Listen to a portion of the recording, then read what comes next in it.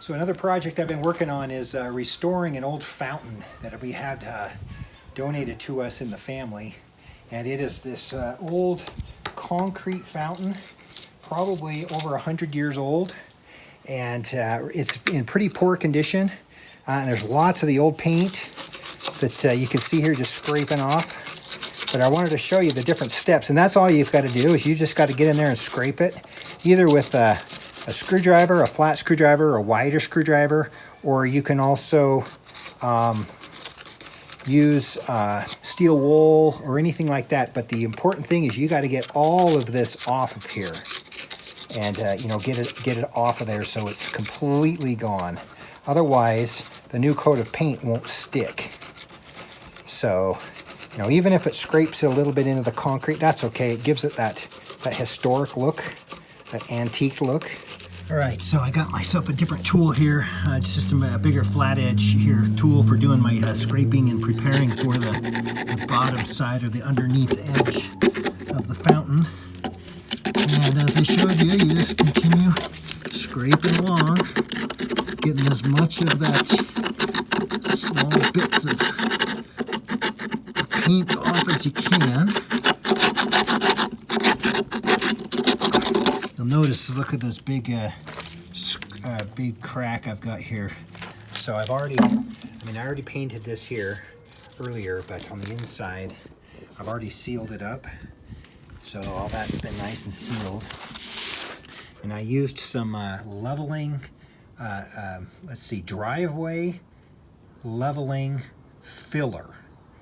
And I'll do the same thing. I'm gonna go ahead and add some of that right here and to get this all filled in here as best I can.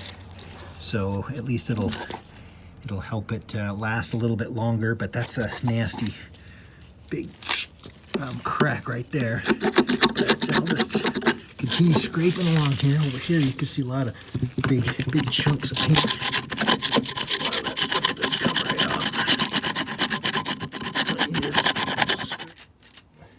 Coarse wire brush that also does a pretty good job. I can get under there and get quite a bit of extra just finer debris out of there. Doesn't do so good with removing the paint, but you can see it does take away.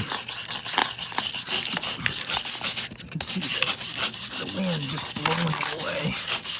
Just get some of the more finer particles removed.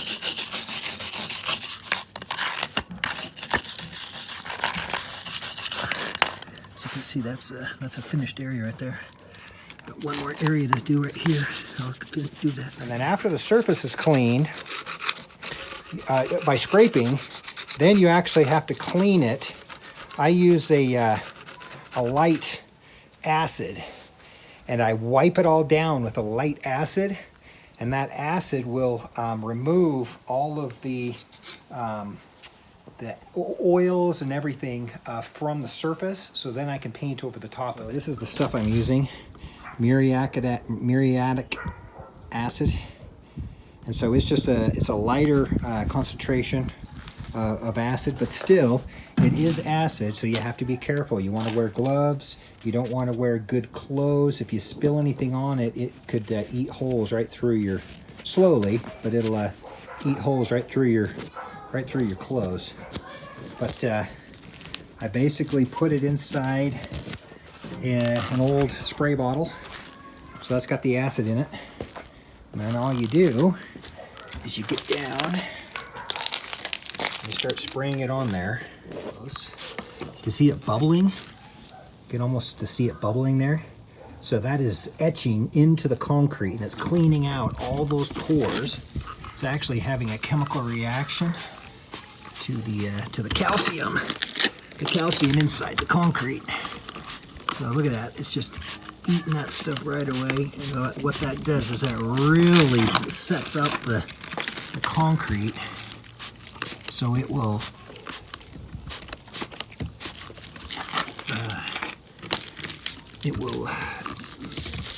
our paint will stick right to that concrete really well. So you just do that. You just that's all you got to do. And then I'll come through afterwards and get a hose and rinse all that off. So we'll just wash that all away. And the water will also dilute it so it becomes not so acidic. And then it won't hurt anything else that I'm washing it into. It'll dilute it clear down. Because this isn't, like I said, it's not a high concentration, but it's enough to do the job on cleaning concrete and getting that ready to be painted with this waterproof sealer that I'm going to be putting on there. So I've replaced the acid now with just water, straight water. Now I can just get the, I'll just rinse this until all those bubbles go away. Now, the bubbles are, the acid is reacting with the water. That's why you get some additional reaction, even though I've already I sprayed this a while ago. But that will just, and you probably want to do this for 2 coats, or 2 rinses, just to make sure you get all that acid off. And then this, you just let it thoroughly dry. Once it's dry, we are ready for, we're ready to put our sealant on there, our waterproofing sealant. So there's a lot of debate over the best kinds of paint to use. Obviously it has to be exterior paint. Flat paint is the best because it really absorbs into the concrete better. But what I found is some nice paint that is actually designed to seal basements and to seal foundations for water flowing through it. So here's the kind of paint I'm using. So I found this stuff here. This is Drylok.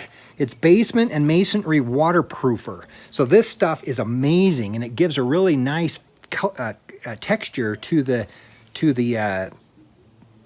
statue that or the fountain that I'm restoring. Right, so here's this Drylok paint. It's really thick. Look at this stuff.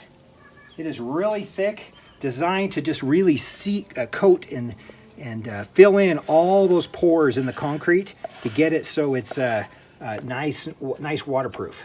So this is great stuff. So this comes in a couple of different colors. This is the white color, and that is what I'm using for, I'm dry brushing the surface to give it a real nice looking old antique look. But I also used, there's a gray that I use for the underlying color. So what I'm going to show you here is on the top of this is, I don't know if you can see that. Let me spin it around so you can get the sun on it. The top of it, I've already painted this with the Drylok, but the gray stuff. So this is going to be my base coat. So you have to get, I spent a lot of time, you have to, all the little detail and everything in here, you got to get a brush and you got to get it all in all those grooves. Everywhere where you see the original color, you want colored with this because this waterproofs the concrete and makes it so it keeps that water out. So this is what it looks like prior to the antiquing. I like the gray. Some people use black, but I like the gray and the look of it. But this color here, I put it on there and I mixed it with the white Drylok, the paint I used for the antiquing. And I went and just had a nice mixture mixed up and just added color to the white until it came up with something that I thought would look pretty cool underneath the water. So when that fountain's running, I got a light in here, it's going to really look quite nice. It's now all covered. I got 2 coats on it. See a little bit of, that's not the underlying color down in there. That's actually dirt. It rained a little bit, and so it got a little bit of dirt on it. But you can see there's the 2 coats. Got it down underneath as well. So now I start doing the dry brushing technique to make it look like this. So what you do in the dry brush technique, you just get an old piece of cardboard and you put a little paint on there, and then you basically brush away most of the color, and you're just down to where it's just, barely anything. Just like that. And then when you go on here, you're just barely brushing over the top. You're not pushing down hard, you're just skimming the top. See that? How the paint just comes through that white? If you want a little bit darker, a little bit lighter, a little bit more pull, I'm just brushing over the top. I'm not pushing down at all, just very gently brushing over the top. See that? That's all you do. Just leave it like that. It looks really good that way. I can go back afterwards if I feel that it's not quite dark enough, or sorry, did it again. Not enough white paint on there. And even on flat surfaces, like this edge right here, if you go in there and just get a little bit of that in there, it kind of brings out any imperfections. It only takes just a few minutes, and you can do that whole thing just kind of pops right out. See, just like that, just barely lightly brushing over the top. So look how nice that looks. Just in that, you know what, that took me less than a couple minutes. Look at that, just brings out all that detail.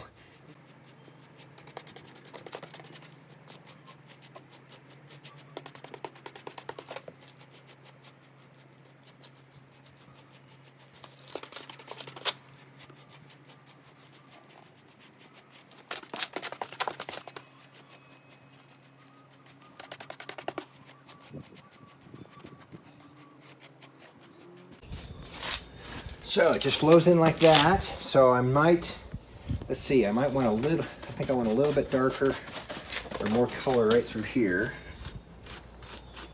A little bit more white. It's just all your own preference. Maybe a little bit right here. It looks a little dark. Okay, and then if you come over, look over here where it broke off. Look how nice it looks. It looks in that area that's kind of cracked and broken off. Kind of looks, adds to the nice, neat look. And do under here a little bit.